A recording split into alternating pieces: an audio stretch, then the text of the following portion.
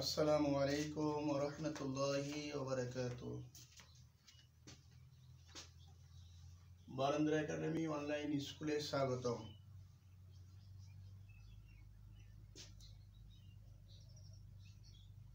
আজ এই অনলাইন ক্লাসে আমি মোহাম্মদ তোফাজ্জল হোসেন, সহকারী শিক্ষক, বারান্দা একাডেমি মাধ্যমিক বিদ্যালয়, নিয়ামতপুর নওগাঁ। আমার সুপ্রিয় ছাত্রছাত্রী বন্ধুরা, আশা করি তোমরা সকলে ভালো আছো, সুস্থ আছো এবং তোমাদের পড়ালেখার মাঝে তোমরা ব্যস্ত আছো। আমি আজকে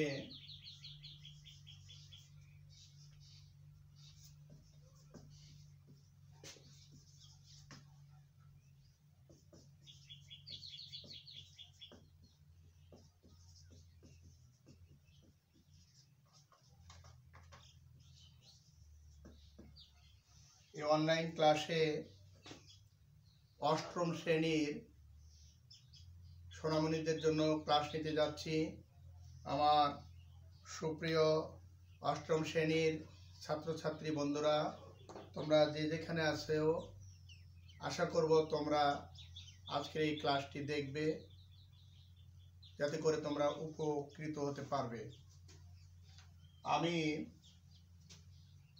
অষ্টম শ্রেণীর ইসলাম ও নৈতিক শিক্ষা বিষয়ে ক্লাস নিচ্ছি। আজকের অধ্যায় হচ্ছে পঞ্চম, পাঠ হচ্ছে 1।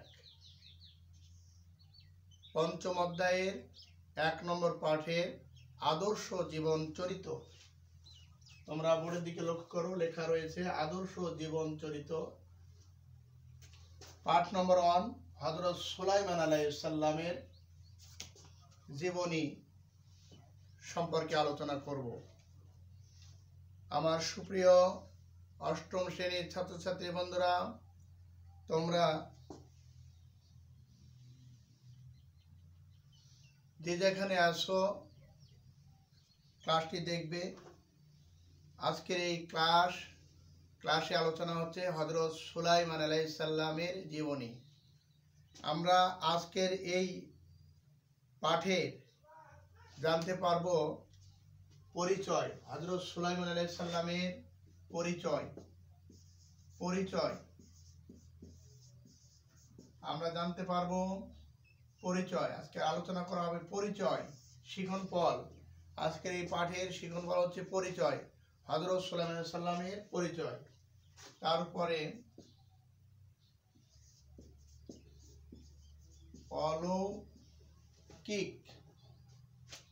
অলৌকিক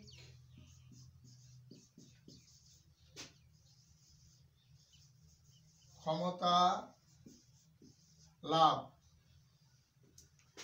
2 নম্বর হচ্ছে অলৌকিক ক্ষমতা লাভ। 2 নম্বর হচ্ছে বিচার। 2 নম্বর বিচার শক্তি।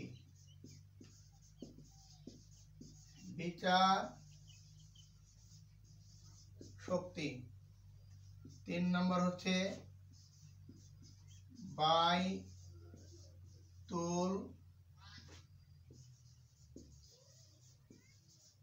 মুকাদ্দাস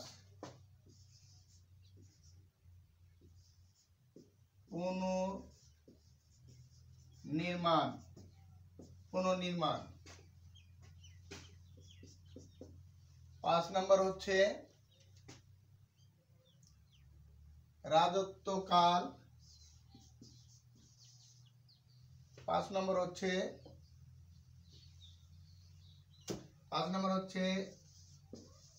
রাজত্বকাল ও ইন্তিকাল। আমার ছাত্রছাত্রী বন্ধুরা, বোর্ডের দিকে লক্ষ্য করো। আজকের এই পাঠে আমরা জানবো হযরত সুলাইমান আলাইহিস সালামের পরিচয়। আজকের এই পাঠে জানবো হযরত সুলাইমান আলাইহিস সালামের অলৌকিক ক্ষমতা লাভ। আজকের এই পাঠে জানবো হযরত সুলাইমান আলাইহিস সালামের বিচার শক্তি। আজকের এই পাঠে জানবো হযরত সুলাইমান আলাইহিস সালাম বায়তুল মুকাদ্দাস পুনর্নির্মাণ। আজকের এই পাঠে জানবো হযরত সুলাইমান আলাইহিস সালামের রাজত্বকাল ও ইন্তিকাল। আমার সুপ্রিয় ছাত্রছাত্রী বন্ধুরা, আদর্শ জীবন চরিত্র মানে হলো অনুসরণীয় নীতিমালা। আদর্শ জীবন চরিত্র অর্থ হলো অনুসরণীয় নীতিমালা। তোমরা অবশ্যই খেয়াল রাখবে আদর্শ জীবন চরিত্র কাকে বলা হয়।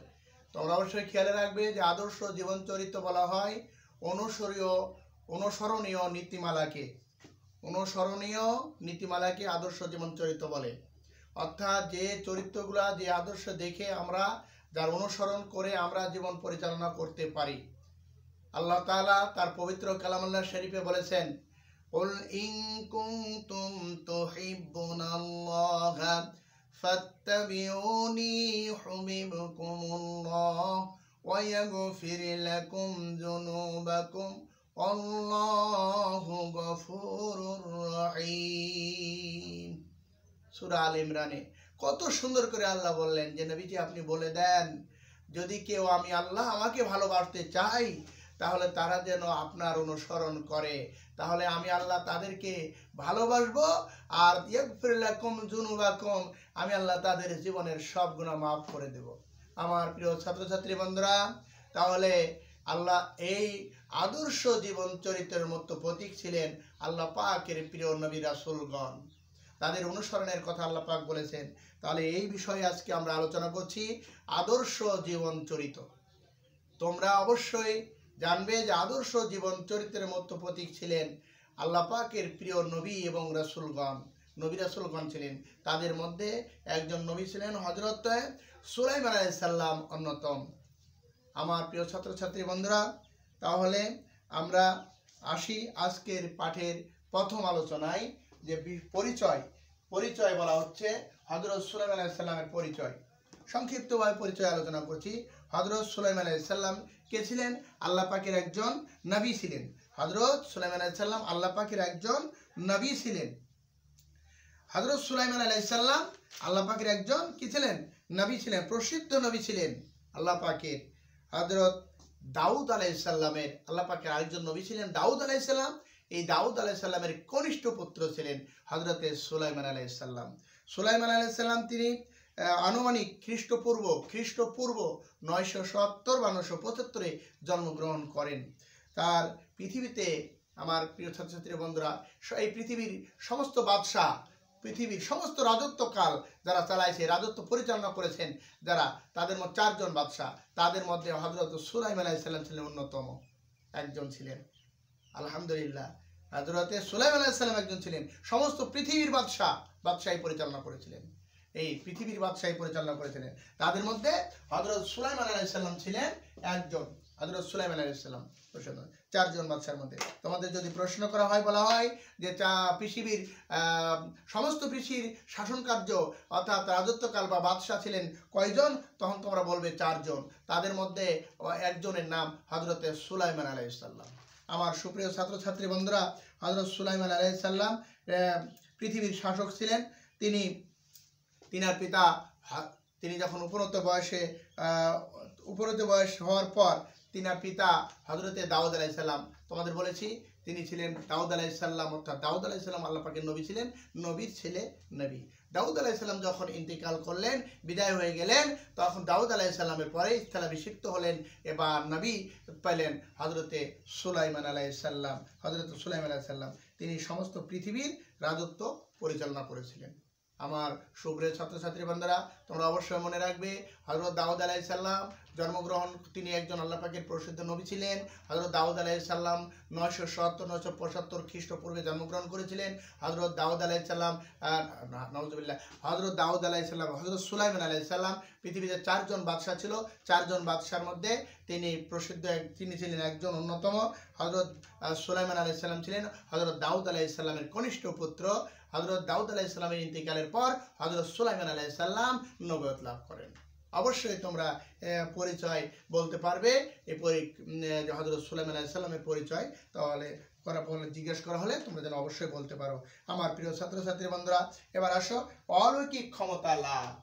অলৌকিক ক্ষমতা, অলৌকিক ক্ষমতা, যে ক্ষমতা মহান আল্লাহ তাআলা তার নিজের তরফ থেকে দান করেন। যত নবী রাসূলদেরকে আল্লাহ দান করেছিলেন, নবী রাসূলকে আল্লাহ তাআলা দান করেন অলৌকিক ক্ষমতা। আর দুনিয়ার যত ভালো মানুষ, সৎ মানুষ, আল্লাহ পাকের ওলি আল্লাহগণ, তাদেরকে দান করে আল্লাহ কারামতি।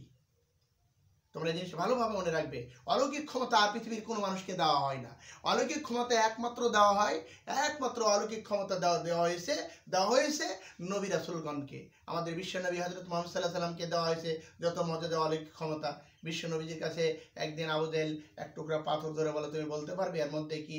তখন বলে, আমি বলতে পারবো না, তোমার মুঠেই, তোমার হাতেই বললে, হাতকে জিজ্ঞেস করলেই সে বলে দিবে। যখন বলা হয়েছে এই হাত, তার মধ্যে কি আছে তখন বলো তো, আর আমি কে বলো। তখন এই পাথর উত্তর দিয়ে বলল যে আমি একটা পাথর, আর আমি সাক্ষী দিচ্ছি আপনি মুহাম্মদ রাসূলুল্লাহ সাল্লাল্লাহু আলাইহি সাল্লাম।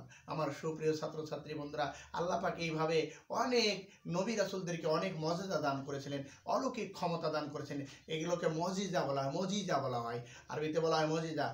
অলৌকিক ক্ষমতা দান করেছিলেন হযরত সুলাইমান আলাইহিস সালাম। হযরত সুলাইমান আলাইহিস সালামকে যত অলৌকিক ক্ষমতা দান করেছিলেন, তার মর্যাদা অনেক বড় ছিল। হযরত সুলাইমান আলাইহিস সালামের মর্যাদা অনেক বড় ছিল। অলৌকিক ক্ষমতায় হযরত সুলাইমান আলাইহিস সালামের মর্যাদা অনেক বড় ছিলেন। তার মধ্যে বড় একটা মর্যাদা, অলৌকিক ক্ষমতা দান করেছিল, পশু পাখির ভাষা তিনি বুঝতেন। আমরা কি পশু পাখির ভাষা বুঝি? আমার প্রিয় ছাত্রছাত্রী বন্ধুরা, আমাদের ঘরে গোয়ালে গরু থাকে, ছাগল থাকে, হাঁস মুরগি থাকে, তো কত কি তোমাদের বাড়িতে থাকে। দেখো তারা কিভাবে চলাফেরা করে, দৌড়াদৌড়ি করে। আমরা তাদের ভাষা, কুকুর, বিড়াল, ইঁদুর, কি অনেক কিছু আছে, আমরা কি বুঝতে পারি? পশু পাখি আছে, আমরা তো বুঝতে পারি না। কিন্তু হযরত সুলাইমান আলাইহিস সালামকে আল্লাহ একটা ক্ষমতা দান করেছিলেন। হযরত সুলাইমান আলাইহিস সালাম পশু পাখির ভাষা তিনি বুঝতেন। আলহামদুলিল্লাহ, আল্লাহ পাক হযরত সুলাইমান আলাইহিস সালামকে কি ক্ষমতা দান করেছিলেন। আমার প্রিয় ছাত্রছাত্রী বন্ধুরা, শুধু পশু পাখি নয়, যত জিন জাতিরা ছিল, এই জিন জাতিদের ভাষাও তিনি বুঝতেন। জিন জাতিদের ভাষাও তিনি বুঝতেন। হযরত সুলাইমান আলাইহিস সালাম আরো কি জিন জাতিদেরকে অধীনস্থ করে দিয়েছিলেন। জিন জাতিতে হযরত সুলাইমান আলাইহিস সালাম অধীনস্থ করে দিয়েছিলেন। তারপরে হযরত সুলাইমান আলাইহিস সালাম আরো অলৌকিক ক্ষমতা কি জানো? আল্লাহ, আমরা এখান থেকে প্রয়োজন হলে রাজশাহী যাব, ঢাকা যাব, আমরা বিদেশে যাব, অনেক জায়গায় আমরা যাতায়াত করি। আমরা প্লেনের মাধ্যমে যাতায়াত করি, আমরা বাস ট্রেনের মাধ্যমে যাতায়াত করি, আমরা সাইকেল মোটরসাইকেলের মাধ্যমে যাতায়াত করি। হযরত সুলাইমান আলাইহিস সালামকে আল্লাহ মর্যাদা দান করেছিলেন এই যে বাতাস, এই বাতাসকে অধীন করে দিয়েছিলেন। অর্থাৎ বাতাসকে যদি তিনি বলতেন, হে বাতাস আমাকে নিয়ে চলো অমুক জায়গায় যাব, তখন হযরত সুলাইমান আলাইহিস সালামকে বাতাস নিয়ে যেতেন, বাতাসের মাধ্যমে যেতে পেতেন। এমনকি হযরত সুলাইমান আলাইহিস সালামের ইজলাস, অর্থাৎ হযরত সুলাইমান আলাইহিস সালাম যে সিংহাসন ছিল, এই সিংহাসনকে যেখানে নিয়ে যেতে বলা হতো সেখানে নিয়ে যেত। আলহামদুলিল্লাহ, এটা সুলাইমান আলাইহিস সালামকে আল্লাহ তাআলা এই ক্ষমতা দান করেছিলেন। হযরত সুলাইমান আলাইহিস সালামকে আল্লাহ তাআলা বিচার শক্তি, বিচক্ষণতাও দান করেছিলেন। এই হযরত সুলাইমান আলাইহিস সালামের দৃষ্টান্তে অলৌকিক ক্ষমতা তিনি। তাহলে হযরত সুলাইমান আলাইহিস সালাম জীবজন্তু, পশু পাখির ভাষা তিনি বুঝতেন। হযরত সুলাইমান আলাইহিস সালাম কি হতেন? হযরত সুলাইমান আলাইহিস সালাম বাতাস তার অধীন করে দিয়েছিল আল্লাহ তাআলা। হযরত সুলাইমান আলাইহিস সালাম তাহলে হযরত সুলাইমান আলাইহিস সালাম এইভাবে আল্লাহ একজন মর্যাদা সম্পন্ন নবী ছিলেন। আমার প্রিয় ছাত্রছাত্রী বন্ধুরা, অবশ্যই আশা করি তোমরা বুঝতে পারবে, তোমরা তোমাদের প্রশ্ন করলে তোমরা বলতে পারবে যে হযরত সুলাইমান আলাইহিস সালামের অলৌকিক ক্ষমতা আল্লাহ তাআলা কি কি লাভ করেছিলেন। তোমাদের বললে তোমরা অবশ্যই বলবে যে পশু পাখির ভাষা তিনি বুঝতেন, তিনি জিনদের ভাষা বুঝতেন, জিনেরা তা হযরত সুলাইমানের অধীনস্থ ছিল, তিনি বাতাসে চড়ে বাতাসের মাধ্যমে যেখানে সেখানে যেতে পারতেন। হযরত সুলাইমান আলাইহিস সালাম এইভাবে তার অলৌকিক ক্ষমতা আল্লাহ তাআলা তাকে দান করেছিলেন।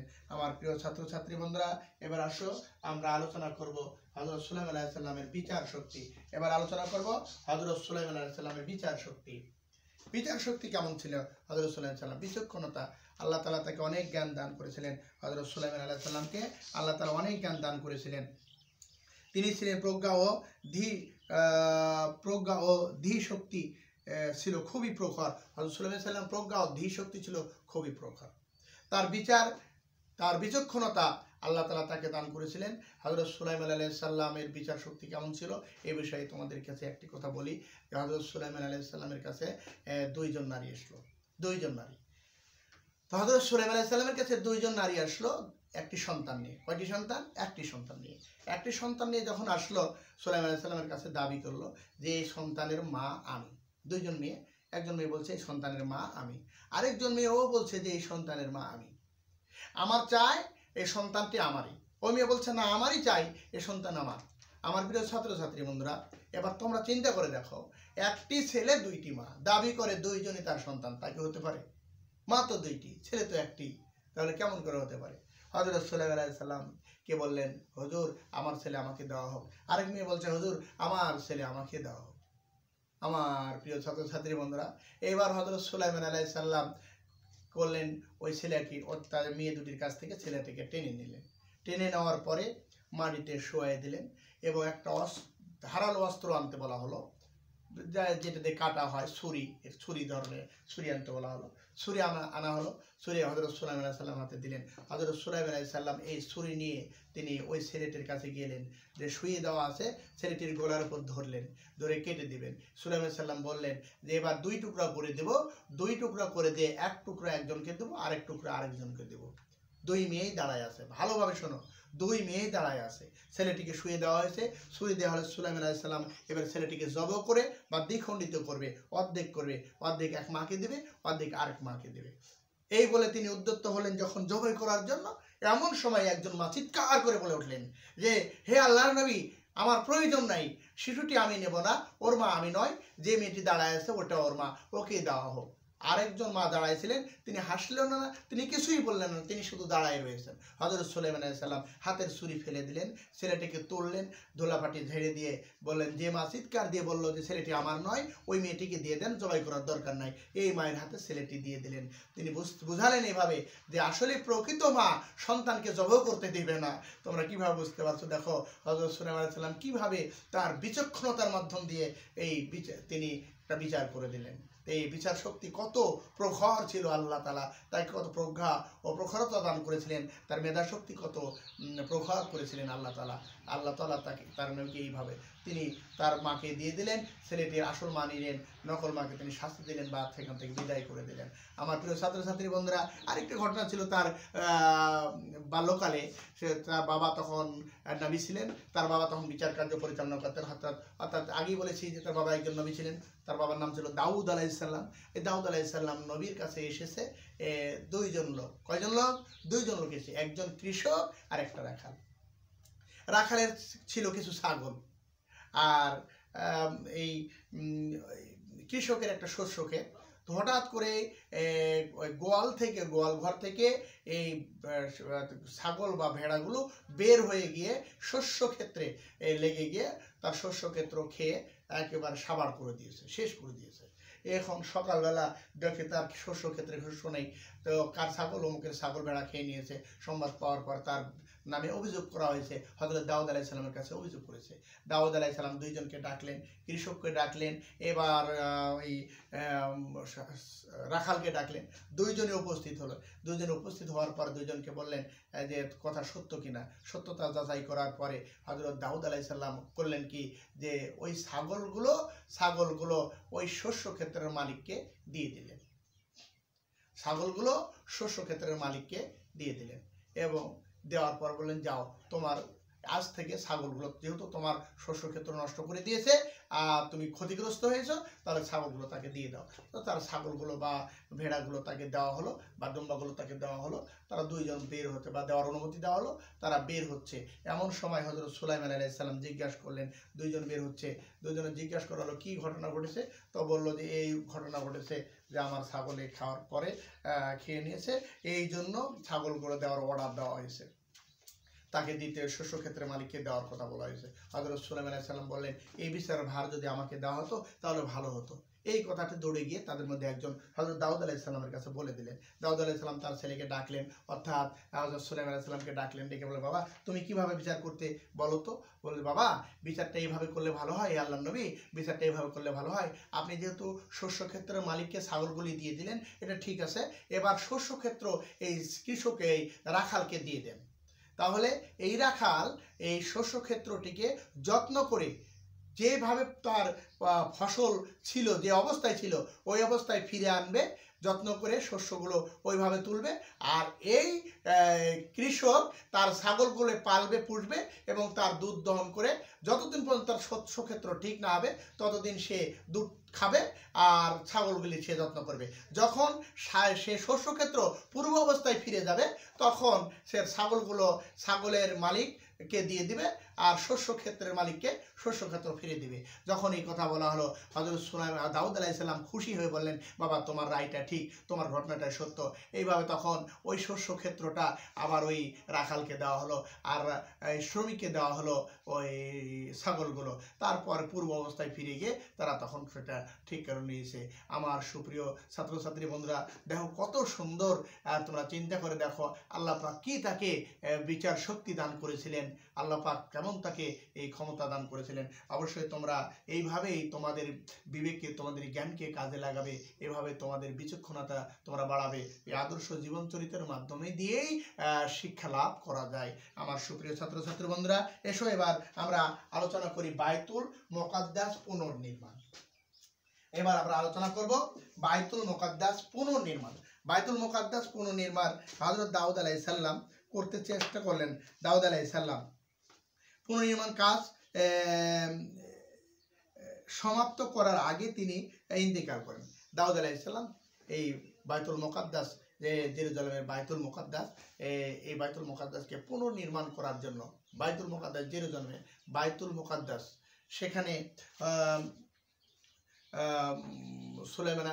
দাউদ আলাইহিস সালাম পুনর্নির্মাণ করার চেষ্টা করলেন, শুরু করেন।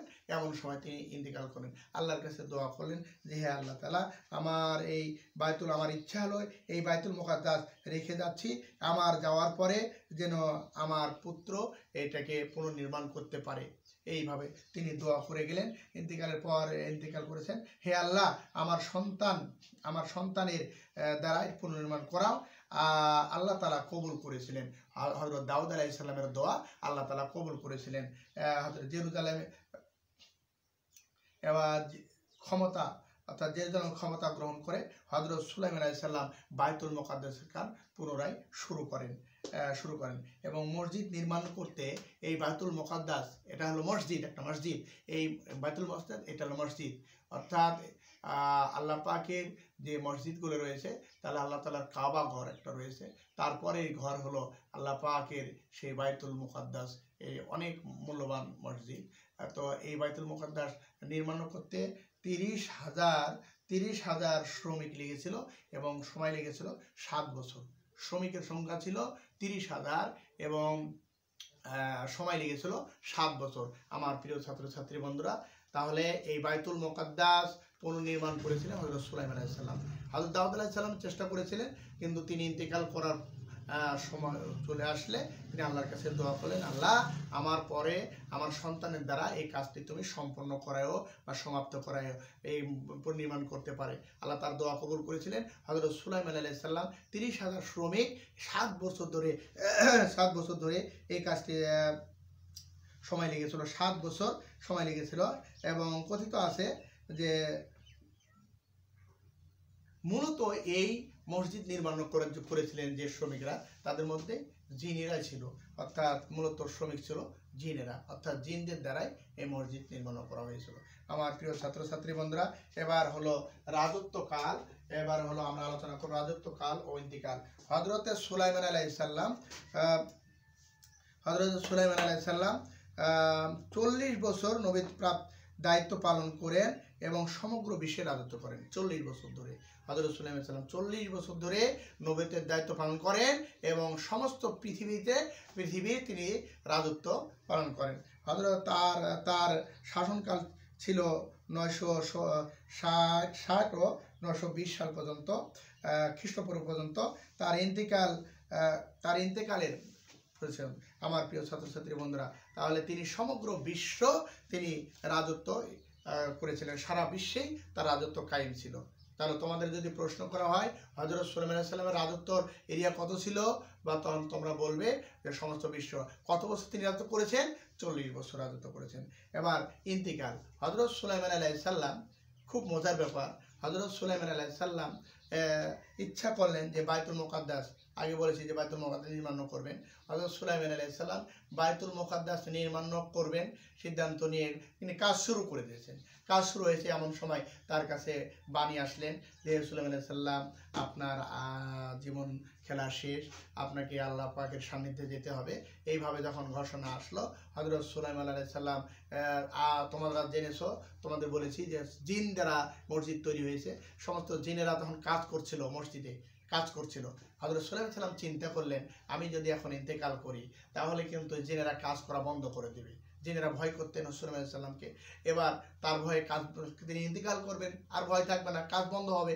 হযরত সুলাইমান আলাইহিস সালাম এবার করলেন কি, একটা মেহরাব তৈরি করলেন।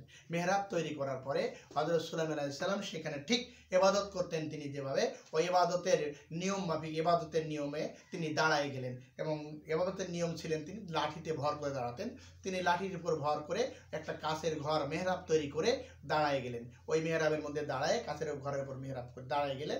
এমন সময় আজরাইল এসে তার জান কবজ করলেন, অর্থাৎ তার আত্মা বের করে নিলেন। হযরত সুলাইমান আলাইহিস সালাম দাঁড়াই থাকে, কিন্তু এদিকে জিনেরা বুঝতে পারে নাই যে সুলাইমান আলাইহিস সালাম ইন্তেকাল করেছে। এইভাবে দাঁড়ায় থাকতে থাকতে 1 বছর যখন অতিবাহিত হয়েছে, হযরত সুলাইমান আলাইহিস সালামের কাজ শেষ হয়েছে, মসজিদ কাজ নির্মাণ শেষ হয়েছে। আর এমন সময় ওই পোকায়ে খেয়ে ফেলেছে হযরত সুলাইমান আলাইহিস সালামের লাঠির গোড়া। লাঠি যখন খুলে পড়েছে, সুলাইমান আলাইহিস সালামের ওর দেহ মাটি, শরীর মোবারক মাটিতে পড়ে গেছে। তখন জিনেরা বুঝতে পারলেন যে সুলাইমান আলাইহিস সালাম অনেক আগেই মারা গেছে। এইভাবে হযরত সুলাইমান আলাইহিস সালাম ইন্তেকাল করেছেন। তিনি 54 বছর তিনি জীবিত ছিলেন 53 বছর, তার হায়াত কাল ছিলেন 53 বছর। আমার সুপ্রিয় ছাত্রছাত্রী বন্ধুরা, এখন হযরত সুলাইমান আলাইহিস সালামকে এইভাবে তিনি তার কাজকর্ম, তার আদর্শ, তার জীবনীর দ্বারা, এভাবে বিচার শক্তি দ্বারা, এভাবে তার অলৌকিক ক্ষমতা দ্বারা তার জীবনকাল পরিচালনা করেছেন। ওই আদর্শের নীতিমালাকে আমরা অনুসরণ করতে পারি, যদি করি তাহলে আমরা ভালো মানুষে পরিণত হব। আমার প্রিয় ছাত্রছাত্রী বন্ধুরা, তাহলে তোমরা আজকে জানলে হযরত সুলাইমান আলাইহিস সালামের পরিচয়, তোমরা জানলে অলৌকিক ক্ষমতা লাভ, তোমরা বিচার শক্তি, বাইতুল মুকাদ্দাস পুনর্নির্মাণ, তোমরা জানলে হযরত সুলাইমান আলাইহিস সালামের রাজত্বকাল ও ইন্তেকাল। আমার প্রিয় ছাত্রছাত্রী বন্ধুরা, এবার আমি তোমাদের কয়েকটি প্রশ্ন দিয়ে আমার আজকের ক্লাস শেষ করব। তা তোমরা বাড়ির একটা কাজ তোমাদেরকে আমি দিতে চাই, তোমরা একটু বাড়ির কাজ নাও। তোমাদের জন্য বাড়ির কাজ, বাড়ির কাজ 1 নম্বর হচ্ছে অনুসরণীয়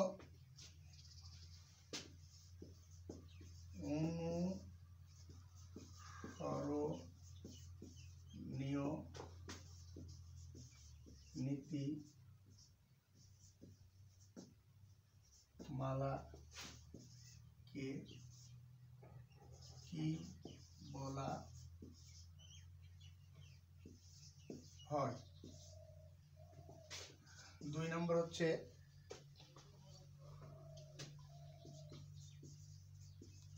সমস্ত পৃথিবীর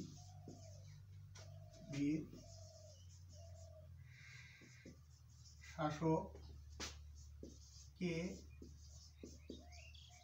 ছিলেন? 3 নম্বর হচ্ছে পশু পাখি জিন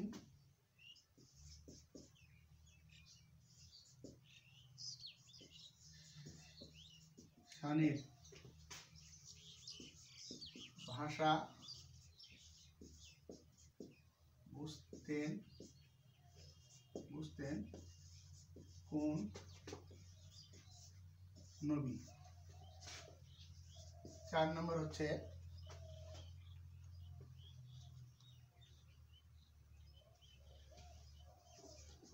হযরত সুলাইমান আলাইহিস সালামকে দাফন করা হয় কোথায়? আমার প্রিয় ছাত্রছাত্রী বন্ধুরা, তোমাদের বাড়ির কাজ হলো অনুসরণীয় নীতিমালাকে কি বলা হয়। সমস্ত 2 নম্বর পৃথিবীর শাসক কে ছিলেন। পশু পাখি জিন ইনসানের ভাষা বুঝতেন কোন নবী। হযরত সুলাইমান আলাইহিস সালাম কে দাফন করা হয় কোথায়। অবশ্যই তোমরা এই প্রশ্নগুলি বাড়িতে করবে এবং তোমরা ভালো থাকবে সুস্থ থাকবে এই কামনায় আজকের ক্লাস ইতি করছি। খোদা হাফেজ, ধন্যবাদ, আসসালামু আলাইকুম।